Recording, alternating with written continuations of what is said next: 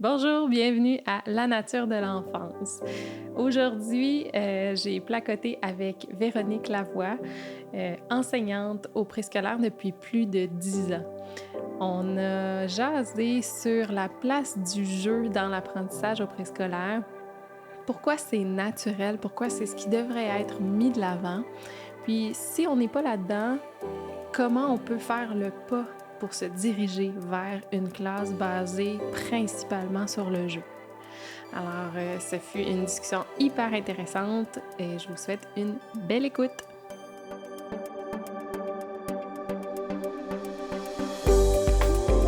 Salut Véronique! Bonjour Anne-Marie! Merci d'être encore avec moi ce matin. Merci à toi de m'inviter à nouveau. On va se jaser ensemble encore de sujets en lien avec l'apprentissage, mais justement, je vais te représenter au cas où il y en a qui n'ont pas écouté le premier épisode avec toi. Donc, Véronique, tu es enseignante au préscolaire et depuis environ 10 ans. Exactement. Puis tu es aussi présidente de l'AEPQ, que j'arrive toujours pour inventer un autre mot avec ça. C'est l'Association d'éducation préscolaire du Québec. OK. Fait que toi, tu es la présidente de la section de la région de Québec. Exactement. Québec-Chaudière-Appalaches. OK, génial. Puis, tu es aussi une nouvelle maman. Donc, ça change quand même beaucoup de choses dans le rythme et dans la vision aussi, un peu.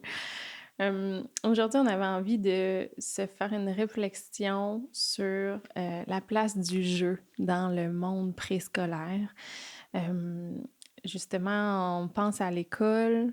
On a souvent cette vision-là de l'école qui n'a pas énormément changé. Rapidement, on visualise des bureaux, rapidement, on visualise des enfants assis à leur place. Le calme. Oui, le calme. C'est vrai, c'est un bon point. On visualise qu'il faut que ce soit calme dans une classe, souvent silencieux, la main qui se lève, tout ça.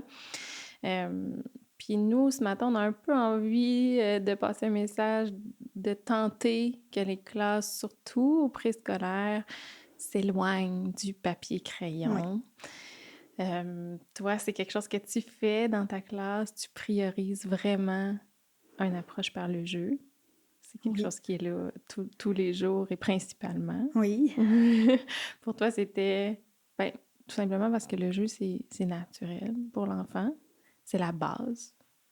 Oui, puis je pense comme tu disais, le portrait qu'on se faisait de l'école, hein, c'est le temps de le mettre de côté. Je réfléchissais un petit peu à qu'est-ce que j'allais dire avant, puis je me disais, moi, ma classe, j'ai envie de la voir comme une ruche, hein, comme les petites abeilles qui font leur travail, puis le travail de l'enfant, ben c'est le jeu. Puis jouer, ben c'est pas silencieux, hein. L'interaction n'est pas silencieuse. On veut que les enfants discutent ensemble, que le matériel fasse du bruit parce que c'est dans l'action que l'enfant apprend, hein. C'est pas des statues qu'on voit dans un musée où c'est immobile, hein. Donc, dans ma ruche, ben les enfants jouent, les enfants bougent, les enfants sont pas toujours assis à la table, les enfants parlent ensemble, discutent ensemble, déménagent la classe s'il faut, à la grandeur de leurs idées, de leurs jeux. Je leur offre cette liberté-là.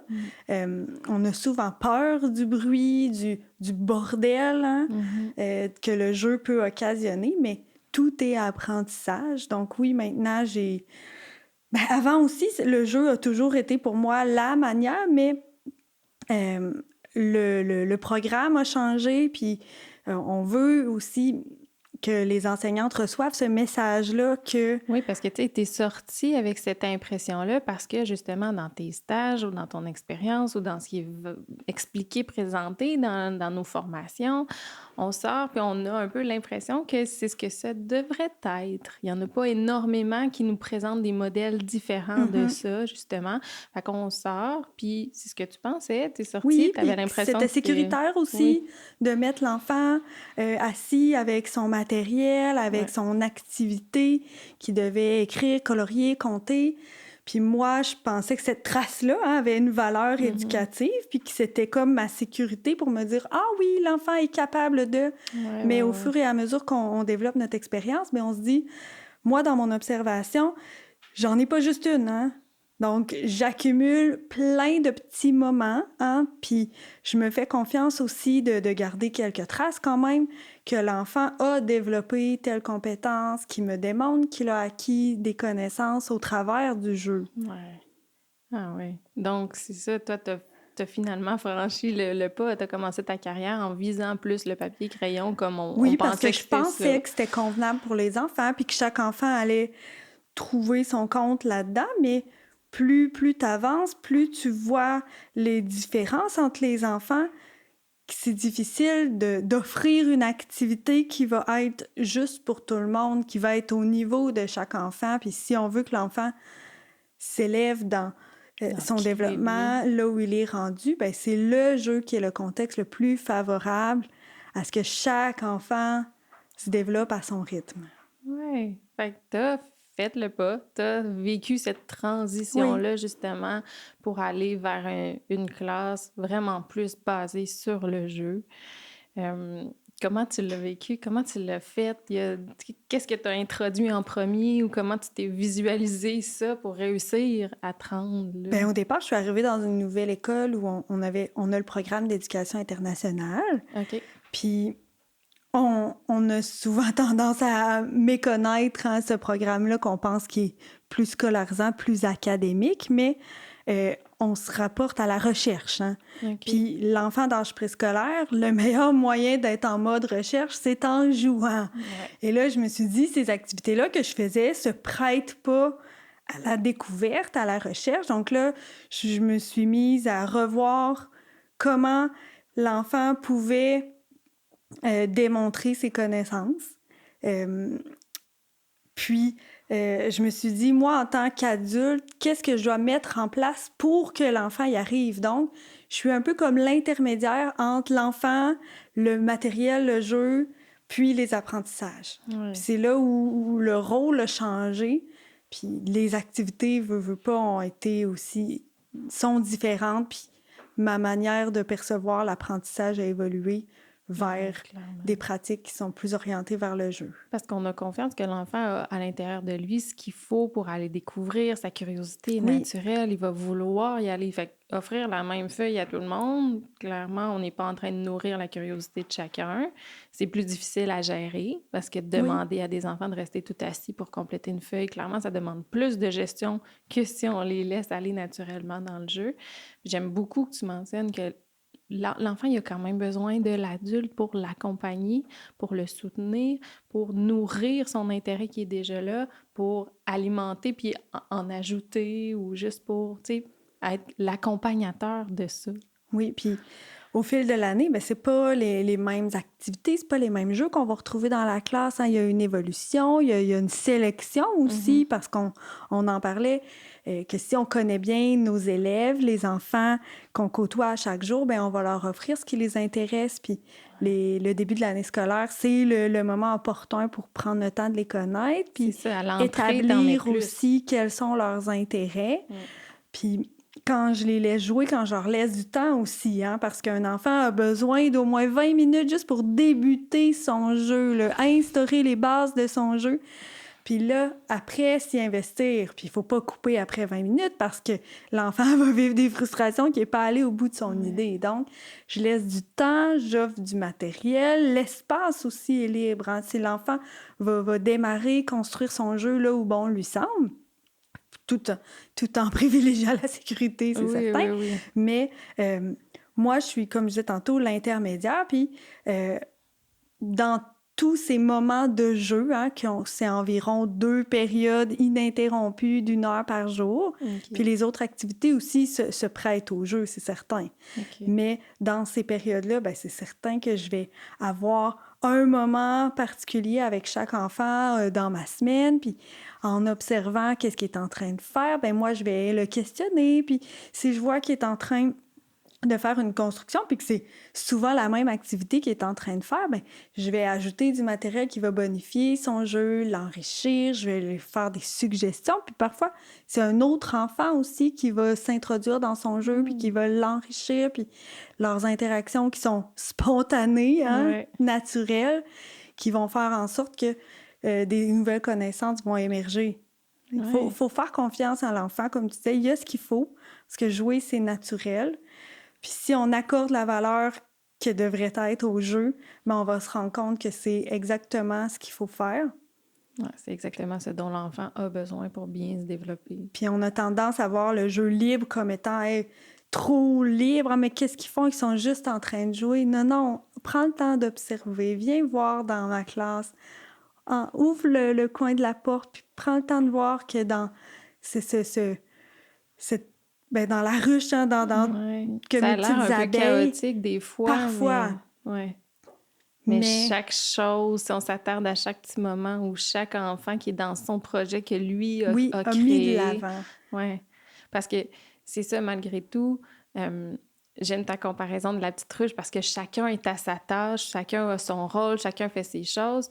Puis à quelque part, ben, le jeu s'éloigne du travail parce qu'il est justement sans attente précise. L'enfant va aller explorer ce qu'il a à explorer dans cette part-là du jeu. Oui. C'est de là l'importance de laisser choisir. L'enfant, il choisit son matériel. Toi, tu crées l'environnement. Exactement. Tu t'assures que ce soit varié, qu'il y ait de l'espace pour utiliser tout ça.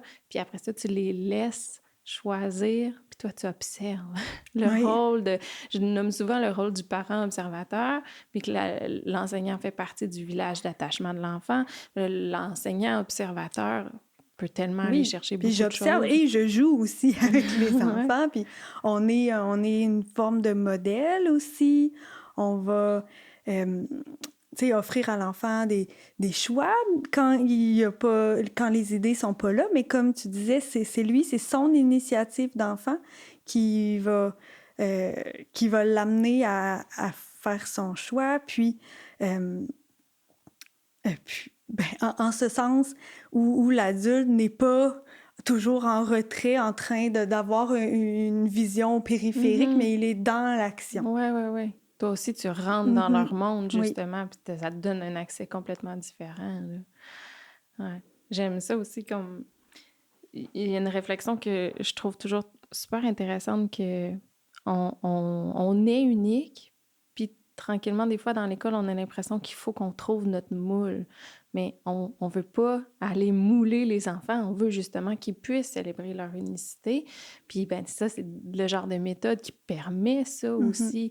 Puis toi, tu vas être capable, en prenant le temps d'aller observer quand même chaque chose, puis quel aspect développemental chaque enfant est en train de développer, mais en leur permettant d'être ce qu'ils sont. Et on veut pour nos enfants qu'ils deviennent des adultes confiants, forts, capables de s'affirmer, capables de montrer leurs intérêts. Célébrer cette différence-là qu'il y a entre nos enfants, leurs intérêts, leurs désirs, qu'est-ce qu'ils ont envie de complètement faire. Contradictoire, tu sais, de leur dire « Ouais, mais là, pour l'instant, là, tu viens de rentrer ici, fait que je vais te demander de te taire, d'attendre, tu sais. » Donc, il faut que notre message il soit logique avec ce qu'on souhaite pour nos enfants aussi, tu sais. Donc, cette place-là au jeu, puis à chacun. Puis là, je m'entends, puis on s'en est déjà jasé, de se voir accorder du temps à chaque enfant pendant que t'as combien d'élèves dans ta classe, généralement? 19, généralement. C'est 19 qui ont 5 ans. Bon. Les besoins sont nombreux, là. C'est beaucoup, là. C'est pour une seule personne. Fait que quand tu te dis que tu vas aller accorder un moment à chacun, qu'est-ce que les autres font? T'sais, on a l'impression que ça va se désorganiser, qu'eux, ils ne sauront pas quoi faire sans ta présence nécessairement, ou comment ça se passe? Premièrement, il y a une forme de lâcher-prise, que ce ne sera pas toujours comme on veut, hein, comme on modélise, comme on a parfois un modèle, hein, le lâcher-prise d'abord. Faire confiance aux enfants. Puis c'est sûr que dans le cadre qu'on va instaurer, ben l'enfant, naturellement, va dans la ruche, sa classe, va prendre sa place qui lui revient, va se sentir en confiance, va connaître aussi qu'est-ce qui est attendu d'une certaine manière, hein, parce que non, on fait pas tout ce qu'on veut quand on veut parce c'est qu'on ça. priorise, tu sais, Il y a des apprentissages, puis la attentes sécurité, puis de comportement, plus de exactement. gestion, de prendre en compte les autres. Mais ça devient une socialisation naturelle, une Oui, analyse de l'environnement. C'est pas comme d'attendre un résultat précis, de faire un bricolage exactement. par étape, puis que tout soit pareil, là. Tu sais, on est Non. loin de ça. Puis dans ces petits moments-là qu'on va accorder aux enfants, ben, c'est dans une semaine, on va jouer plusieurs heures, donc 5 minutes, c'est un court moment où on va s'installer. Parfois, on va être en retrait pour observer l'enfant. Parfois, on va être dans le jeu. Parfois, on va venir questionner. On va s'introduire dans le jeu symbolique comme étant un personnage qui va ramener la situation ou qui va ajouter un matériel clé dans le jeu pour l'amener un petit peu plus loin. Mais oui, on a le temps, on peut prendre le temps, mais c'est sûr que quand je suis avec un enfant, je vais me positionner pour avoir une vue d'ensemble sur la classe. Je vais pas me mettre dos aux autres enfants qui jouent pour justement être capable de les regarder, de savoir si tout va bien, si la classe est Qu'ils sentent que tu es ouverte à eux exactement, malgré puis que tout. je suis disponible Ouais. aussi. Ah, ouais. Bon. Puis, tu parlais que tu mettais beaucoup, beaucoup de matériel, surtout en début d'année, pour permettre à l'enfant d'aller voir qu'est-ce qui lui convient. C'est quoi le matériel que tu utilises le plus? Tu sais, on dirait qu'encore là, on voit à l'école, moi je vois tu sais, on a cette image-là qui est encore beaucoup propagée de papier, crayon, cahier, bricolage, les couloirs remplis de bricolage identique. Est-ce que c'est ce genre de choses-là que tu utilises? Ou... Ben, petit à petit, je me suis éloignée, hein, Mhm. parce que dans ce qui est identique, on n'a pas de créativité, donc on s'éloigne de ces pratiques-là. Puis la classe d'éducation préscolaire n'est pas organisée comme une classe au primaire, donc on a des tables, on a des coins, donc l'enfant va retrouver des choses qui sont similaires à sa garderie, son coin où on peut jouer à la maison, ou il va se sentir en sécurité de retrouver les poupées, la vaisselle pour jouer à faire semblant, qui est un jeu primordial à avoir dans sa classe d'éducation préscolaire. On va avoir souvent un coin construction avec des blocs variés, des figurines qui vont permettre à l'enfant de créer différents scénarios, hein, parce que dans la diversité vient différents scénarios. Mhm. Puis on va avoir du matériel pour bricoler, mais qui va être utilisé plus librement, qui va laisser place à la créativité de l'enfant, à ses idées. Puis on va aussi retrouver du matériel pour compter, du matériel qui va se prêter à développer des compétences plus mathématiques. Dans la classe aussi, le matériel qui est plus ouvert, polyvalent, va trouver sa place. Du matériel qui ne dit pas à l'enfant quoi faire. Ouais, c'est L'enfant, ça. J'allais te demander qu'est-ce que ça veut exact. dire un matériel ouvert. C'est un matériel, justement, que l'enfant va utiliser à sa façon. Par exemple, on pense souvent à des jeux très colorés en bois qui sont magnifiques, qui vont se prêter à différents scénarios, autant à des jeux de construction qu'à des jeux de création, à des jeux où l'enfant va raconter son petit monde. Puis, on voit aussi le matériel polyvalent comme étant des pièces libres, hein, plus de la nature, des cailloux, des roches, des coquillages, des boîtes en carton qui sont plus Ouais. utilisées ou que l'enfant va utiliser C'est des choses qu'on peut se procurer, oui, qu'on peut acheter, facilement. qui peuvent être super belles, puis qu'on peut avoir envie d'avoir parce que justement, elles sont invitantes à cause de leur Oui, couleur et tout ça, puis qu'il y a énormément de possibilités à faire. Mais on peut autant avoir des choses qui sont récupérées ou comme collectionnées, qui viennent de la exact. nature ou d'autres. Là, c'est pas obligé d'être des choses qu'on achète en plus, ce qui rend donc cette approche-là très accessible. Exactement. Puis on a tendance à voir un matériel comme étant banal, mais l'enfant va lui attribuer un rôle puis une vie. Puis c'est dans cette créativité-là qu'on va découvrir le potentiel d'un matériel, mais le potentiel de l'enfant de lui donner une nouvelle vie, puis de lui accorder un, un symbole différent de ce qu'il est au départ. Oui, c'est Puis, puis ce qui est fait qui va être polyvalent puis utilisable longtemps puis de hey, tellement de façons, mhm, justement, là. Fait que, puis ce que je trouve beau là-dedans, c'est qu'on peut aussi impliquer les enfants. Fait qu'on pourrait créer une banque de matériel qu'on bâtit avec les enfants. Oui. On peut Dans nos sorties à l'extérieur. Exact. Ça peut être ça pour la nature. On se fait des collections de cocottes, collections de roches, des petits bouts de branches. On peut on peut les transformer, on peut les prendre tels qu'ils sont. Puis c'est une belle façon. Dans l'autre épisode, on parlait aussi du lien avec les familles, de faire appel aux familles, d'impliquer les familles là-dedans. On ramasse telle chose. Pour faire une collection, c'est ça. qu'est-ce que vous avez à la maison. Mais oui, c'est bien de mettre les parents en contribution. Puis l'enfant va être tellement fier d'apporter le matériel de la maison puis que ça contribue au jeu dans la classe. Parce que comme tu disais, on est comme une grande famille. Puis cette contribution-là, va avoir seulement du positif en bout de ligne. Oui, puis c'est des choses qui sont accessibles. Donc, tu sais, des fois, on peut susciter aussi, faire des demandes envers les familles, puis on ne sait pas qu'est-ce qui peut être bien reçu ou moins reçu, puis c'est plus difficile pour certains.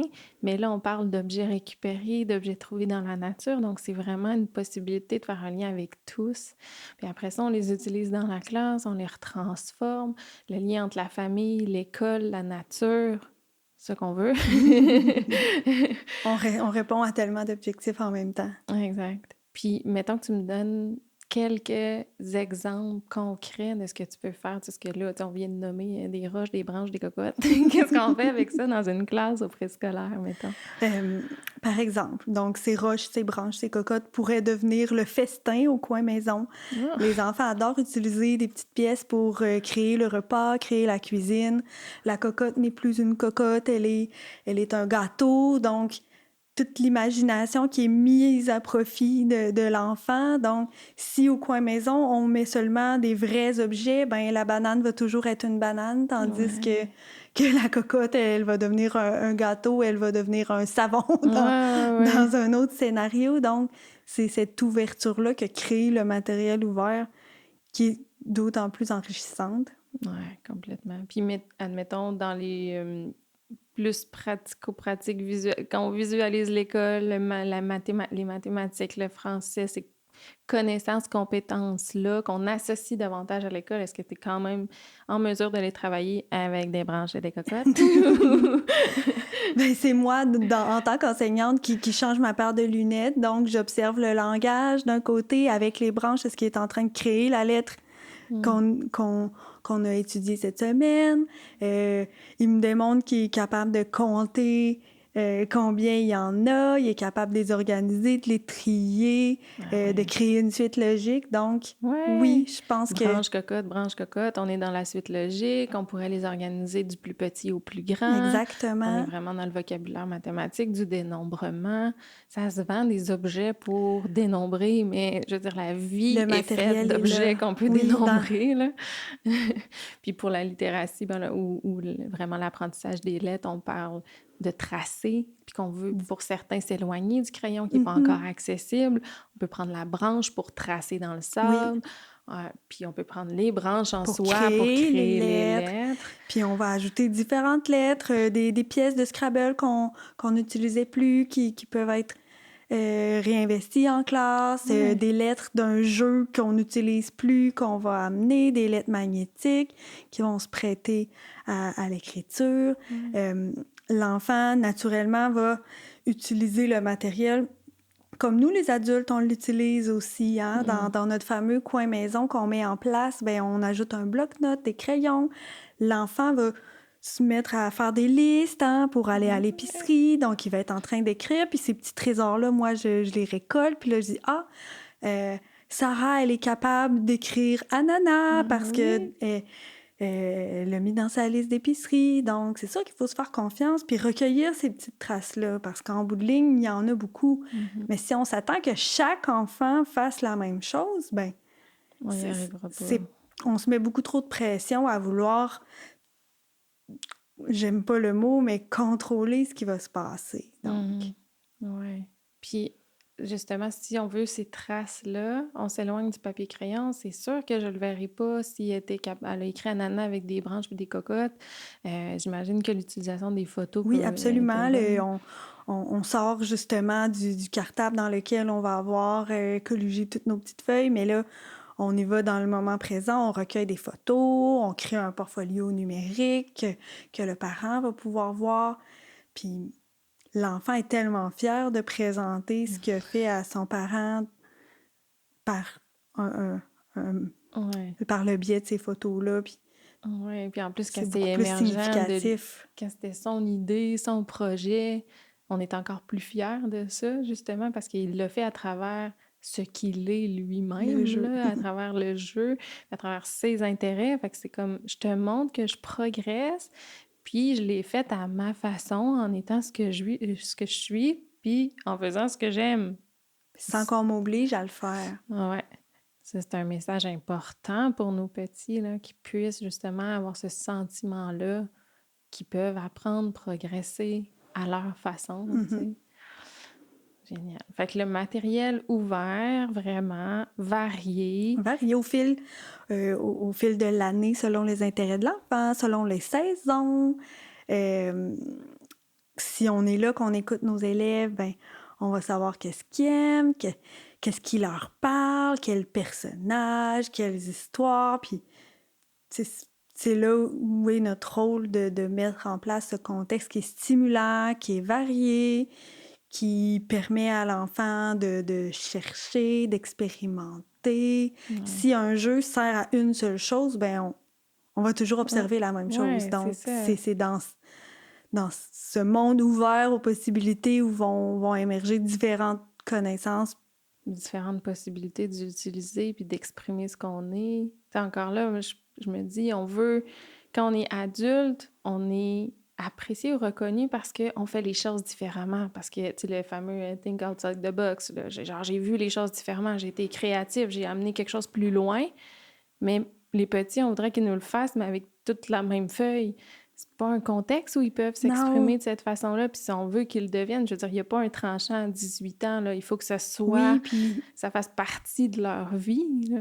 comme tu dis, tu sais, souvent, ce qui est une qualité chez l'adulte, ben chez l'enfant, va être perçu négativement. Ah, il parle trop fort. Ouais. Il, comment je dirais, il fait pas ce qui est demandé, mais le fameux Ouais. ce qui est demandé, faut...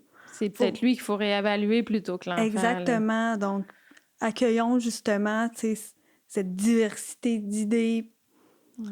au travers le jeu qui est le contexte le plus Ouais. favorable. Ouais, j'aime ça que on redise là, que c'est vrai que souvent, c'est quelque chose qui est vu comme une force chez l'adulte et vu comme un défaut chez l'enfant ou dérangeant chez l'enfant. En fait, ça serait notre regard d'adulte. En fait, ils viennent nous challenger dans ces Oui, moments-là. C'est parce qu'ils sont 19 puis que c'est sûr que s'ils parlent oui, fort, c'est ben sûr. moi, il faut que je continue d'avoir ma place. Mais comment je peux réussir à trouver cet équilibre-là sans nuire Puis à ça l'enfant prend qui a du une temps forte aussi. personnalité? Ouais, ouais, ça prend du Au temps de début, naturel. dans notre petite ruche, là, les abeilles, tu sais, ça fait du bruit, puis ça nous amène à se questionner sur notre gestion de la classe, mais revoyons cette gestion-là, justement, puis au fil du temps, tu sais, ça va s'apaiser parce que les enfants se sentent en confiance, puis que leur rythme est Ouais, puis célébré aussi. ouais. Puis quand tu sais que tu vas avoir de la place pour t'exprimer, quand on te demande un moment plus calme, puis ben, il est plus facile à Ben oui. accepter parce que tu le sais que tu vas avoir la place pour bouger, Puis les t'exprimer, enfants ont expérimenter. besoin de ça. Ouais, absolument. C'est dans le jeu que tout ça peut sortir.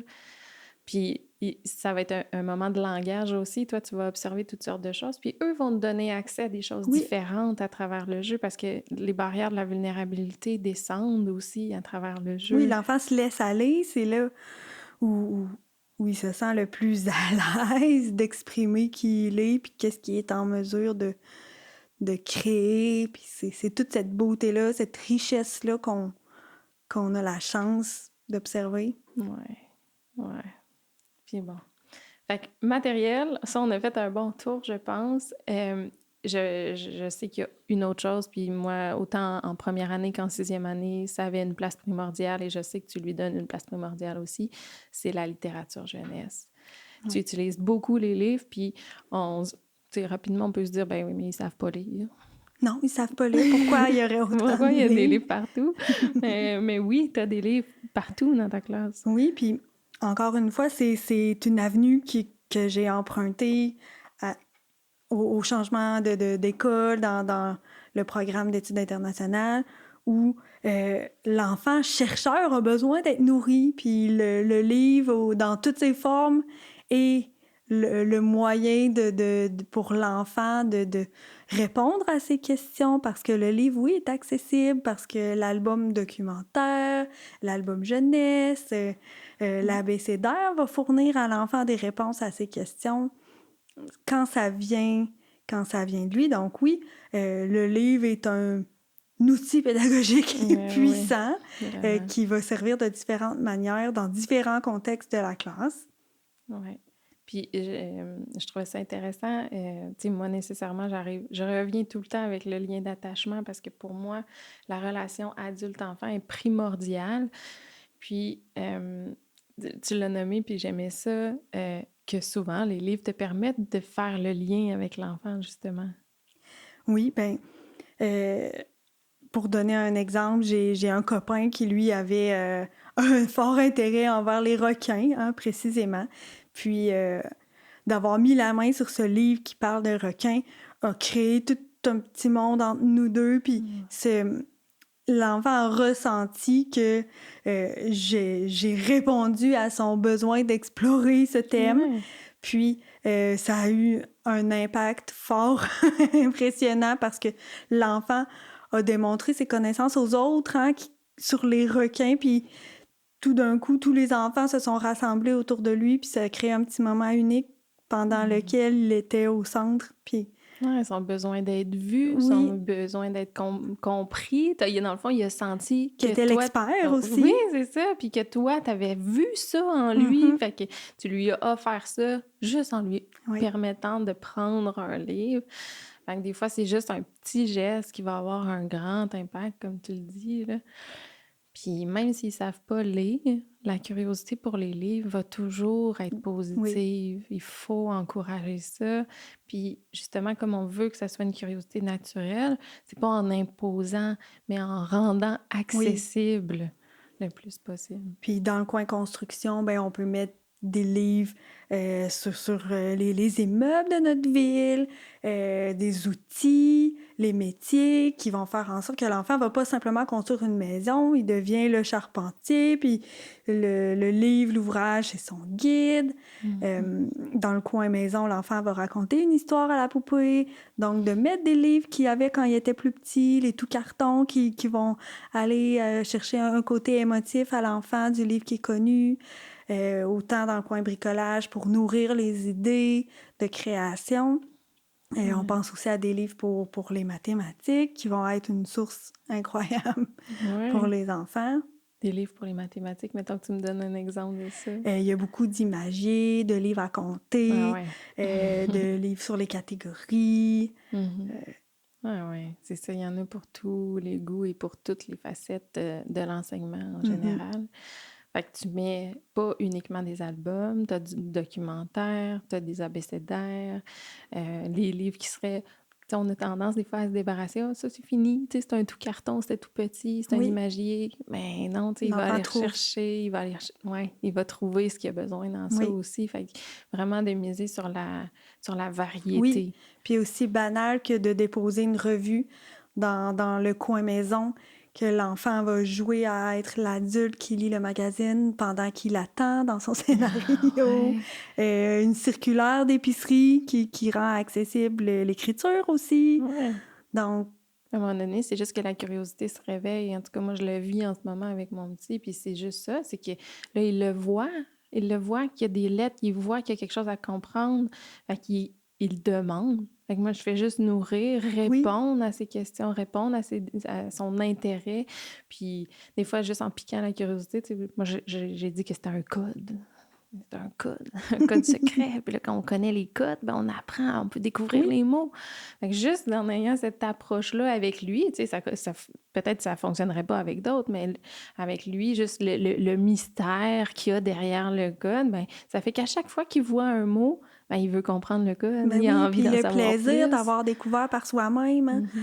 parce que on l'entend toujours: «Madame Véronique, j'ai trouvé cette lettre-là, puis on a découvert qu'elle fait ce son-là, puis quand je la revois ici, ça fait encore ça». Ben oui, puis Ah c'est là où l'éveil prend tout son sens, qu'on n'aura pas travaillé inutilement, que chaque petite pierre ouais. Ah ouais. amène cette construction-là qui vient de l'enfant. Les enfants ont tellement cette capacité d'émerveillement-là, justement. Puis ça, c'était quand j'étais en première année, là, c'est tellement la beauté, je trouve, de ces niveaux-là à l'école, là, de l'émerveillement de chaque nouvelle petite chose, chaque apprentissage.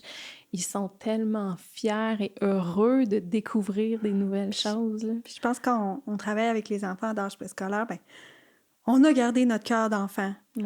Puis on est capable de se mettre à leur niveau, puis de vivre avec eux ces grandes découvertes, ces moments tellement pertinents dans leur développement Mm. qui vont faire en sorte que la connaissance se met Ouais. en action. Ah oui. Trop souvent, j'ai l'impression qu'on tire nos enfants dans le rythme de l'adulte, mais qu'au final, c'est eux qui nous ramènent à la Oui. bonne place dans leur rythme à Mhm. eux. Ah oui. Fait que, hey, j'aime ça qu'on finisse sur l'émerveillement. Oui. C'est tellement un sujet important aussi. Puis je pense que le fait d'avoir, puis de garder le jeu dans l'approche au préscolaire, c'est une formidable façon de garder l'émerveillement de qui on est, l'émerveillement de l'apprentissage, parce qu'elle se fait naturellement dans une base qui est sécuritaire, dans une Oui. base qui est instinctive pour l'enfant, puis qui favorise, quand on prend le temps, cette relation-là entre l'enfant qui fait ce qu'il est, l'enfant qui reste un enfant, Oui. l'enfant qui joue. Euh, c'est une façon justement de cultiver l'émerveillement au quotidien. Puis je m'en allais te demander ta suggestion de lecture, puis je l'ai dit en Oui. même temps, là, parce qu'il vient naturellement ce thème-là. Mais tu avais envie de nous suggérer Oui, une ben lecture. c'est un incontournable de se ramener à l'essentiel, que l'enfant s'émerveille devant tant de petites choses qu'on n'a pas besoin d'y aller dans une trop grande abondance, puis de se mettre la pression de fournir du matériel qui est dispendieux ou quoi que ce soit. Donc, tu sais, notre classe reprend justement, tu sais, l'aspect plus familial, plus naturel, Mhm. qui va répondre aux besoins Ouais. de l'enfant. Puis, penses-tu que ça, c'est durable? Tu sais, mettons qu'on souhaite, là, parce que le développement, là, on revient à le préscolaire, c'est une approche développementale, mais le développement de l'enfant, il ne s'arrête pas à la fin du préscolaire. Est-ce que c'est durable au premier cycle, éventuellement plus tard aussi, mais mettons qu'on fait juste se visualiser au premier cycle, est-ce que tu penses que c'est quelque chose qui devrait perdurer, qui pourrait perdurer? Ben, à mon avis, c'est certain. Je pense que on, on rêve de ça, de voir le jeu prendre sa place dans la classe de première année, hein, parce que c'est dans ce contexte-là, tout d'abord, qu'on va créer un lien avec l'enfant. Donc, c'est certain que si les enseignantes du premier cycle le mettent en place, qu'ils vont trouver ça d'autant plus facile d'apprendre à connaître leurs élèves. On a tendance à vouloir aller trop vite. Donc, arrêtons de tirer sur les enfants, laissons-leur le temps de jouer, reconnaissons le jeu comme étant un moyen d'apprendre. Hein? Mhm. Puis, on en voit des chercheurs, on en lit des recherches qui prônent le jeu, puis on dirait qu'en éducation, on n'écoute pas les recherches. Hein? En médecine, on va voir l'évolution fulgurante dans les recherches, mais là, pourquoi est-ce qu'en éducation, on n'appuierait pas ce qu'on fait sur les recherches qui disent que le jeu, c'est le meilleur moyen? Puis, des fois, on se dit en maternelle, on va faire plus comme la première année, mais non, laissons la maternelle être la maternelle, puis laissons les enfants arriver doucement en première année, arriver peut-être avec des jeux qu'ils vont reconnaître de leur maternelle, qui vont faire en sorte qu'ils vont se sentir en sécurité, puis justement, qu'ils vont être en mesure d'être eux aussi. Wow. Bon, ben, merci. Fait que on a parlé rapidement de la suggestion lecture. Je l'ai nommée de Catherine Lécuyer. Oui. C'est le livre de Cultiver l'émerveillement. Pour, pour moi qui est un incontournable et pour toi aussi. Là, en fait, c'est toi qui l'as amené et puis c'est moi qui en parle, mais parce que justement, ce livre-là est formidable, qui parle vraiment du développement de l'enfant, de sa capacité d'émerveillement, de notre rôle à cultiver cet émerveillement-là, de laisser la place à cet émerveillement-là pour pas l'éteindre. Catherine Lécuyer est une Québécoise, une grande chercheuse maintenant, donc son livre est magnifique, on le suggère fortement. Tu nous as aussi apporté un autre livre, justement, plus en lien avec le matériel. Un livre dans lequel on retrouve presque uniquement des photographies de matériel qui est ouvert et polyvalent, de matériel simple qui vient de la maison, de notre recyclage, de pièces qu'on pense inutiles qui vont trouver leur place dans la classe et dans le jeu. Donc, ça peut être enrichissant, donner des exemples, puis d'avoir un regard simple sur qu'est-ce qu'on sur a certains besoin. objets. Oui, c'est ça, exactement. Fait que on l'entend souvent en anglais, là. Oui, même, loose parts. Oui, les loose parts.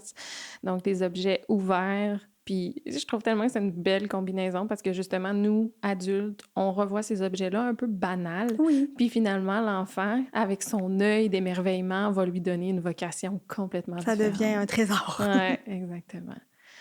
Bon, mais Véronique, merci pour ça. Merci beaucoup. Vraiment une belle discussion, super important. Je pense qu'on a des belles réflexions à apporter dans le milieu de l'éducation, puis ta façon de faire est super inspirante. Merci. Merci, puis le jeu, ça vient du cœur, puis si on valorise l'enfant comme il est, ben on valorise le jeu autant plus.